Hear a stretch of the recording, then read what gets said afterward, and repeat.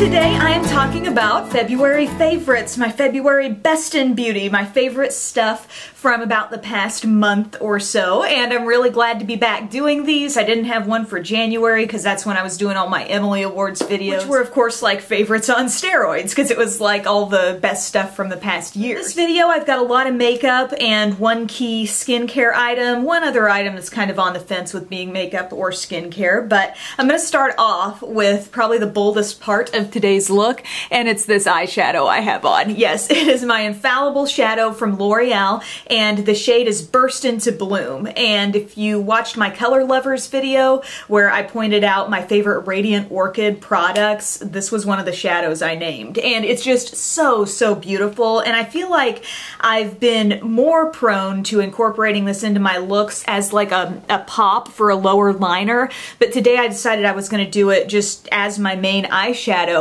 But turns out it's really my only eyeshadow on the upper part of my lid. I just started patting it on my lid, blending it through the crease, and then just really, really softly blending it out from there. And it's just such a gorgeous color, and it can take on some different looks. You know, it can take on a very, very soft look when you apply it super sheer like that. Also, a little love for the false lashes and this adorable thing that I have sitting out at all times. Too cute to be put in a drawer. This is my storage for false eyelashes. It could be like a little travel case as well. I've got it holding 3 pairs right now, but you could double them up and maybe put 6 in there. But I had ordered a lipstick holder from the Lady Moss website. Oops, I'm sorry.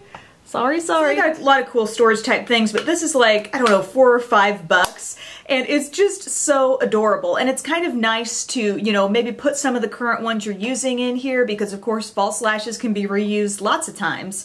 And then, you know, you don't worry about keeping everything in the plastic packaging at all times. I have been bouncing around a lot where eye makeup is concerned, trying different palettes and stuff, but something that I've liked for a quick look is this Prestige Total Intensity eyeshadow trio, and it's the one in Fantasia. And if you haven't explored the Prestige eyeshadows in at Ulta, they've got great singles and trios. I'll link to the video where I talk about all the ones I have. But this one has been especially nice for a quick look. Now you've got kind of a wild card shade in here. You never really know what you're gonna get with that because it's one of those sort of duochrome, you know, if you apply it really concentrated it might look more greenish. Sorry for the middle finger there. But if it's more sheared out, a lot of warm brown comes out of that shade. But the way I've been kind of wearing this more often is to use the pink and the brown. And these are so beautiful, these pink and brown colors here. Look at that. What am I doing with my fingers here? But let me swatch them out. There's the pretty pink. It's so pearly and concentrated. These are such like creamy, beautiful formulas. And then the brown is great as well. And I will do what I call my sandwich method with this, which is I will put pink on the lid, brown in the crease, pink under the brow. So you're sandwiching the brown between the pink. And it's just super easy, and these blend really nicely. A lot of pretty shades in the line, and if you can get like the buy one get one 50% off at Ulta, look for that because that's a great deal. Just a quick mention to something that has been talked about in a full review in my top 5 high-end products video, but this IT Cosmetics Feel the Moment Primer Serum has been so great for me. I've been using this so consistently because it's really been good for the areas on my skin that are dry. I've had some very dry, kind of patchy areas where, you know, I felt like even as much as I would moisturize them, I was still dealing with a texture problem. And when I put this on, it's kind of like an oil serum gel sort of thing, and I put it on before my makeup, but you let it sink in for a couple minutes, and it's so skin softening and just really helps my foundation apply really nicely over the top and takes away the texture problems. So for that reason, I love this. Even with consistent use, you know, the product hasn't gone down that much in the bottle, so it seems to be a good value, and I'll keep on using that, and I'm excited to test it during warmer months to see how my skin responds to to it then. The cleanser I've been using in the mornings, so not to remove my makeup, but just to kind of get my skin ready for makeup application, is this CeraVe or CeraVe, tomato, hydrating cleanser. It's been working so well for me. And the thing that tends to concern me about the cleansers that are really creamy or claim to be hydrating is whether or not they're going to handle my nose well enough, because this is where I seem to produce a lot of oil regardless of how dry I may be elsewhere. So I worry, you know, is it getting that clean enough? But every time after I wash my face with this, rinse it off, dry off, I do feel like my skin is very clean, but not at all tight feeling. So I'm very happy for that. And not to point any fingers, but I think some of the cleansers I've been using in previous months had been drying me out a lot. A couple of face products I've been enjoying a lot. My Maybelline Dream Wonder powder. This is just a really, really nice texture for a powder. A very matte finish, and I do find it to be pretty buildable as well. So if you choose to wear it alone or just over concealer, you know, you can get a nice natural look, but you get a really, really flawless matte look when you apply some of this over your foundation. I just love the look that I can achieve with that.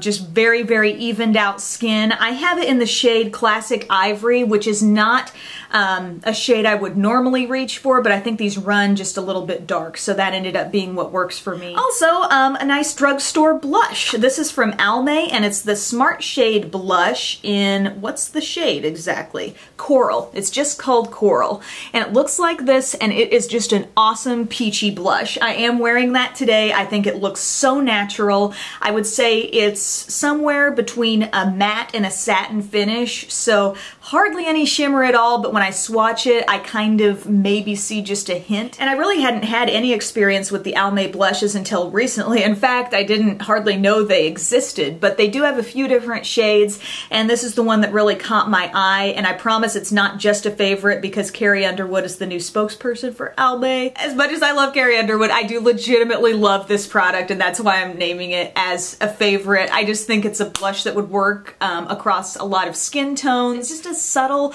pretty blush. I mean, there's a difference between subtle and non-existent, right? I don't like the blushes that look non-existent or so light they're chalky on your skin. This definitely gives off, you know, some pretty peachy color, and I love that. There is a little duo of products that I really like together and have been enjoying very much, and they're both from NYX. The first is the NYX Retractable Lip Liner in Nude.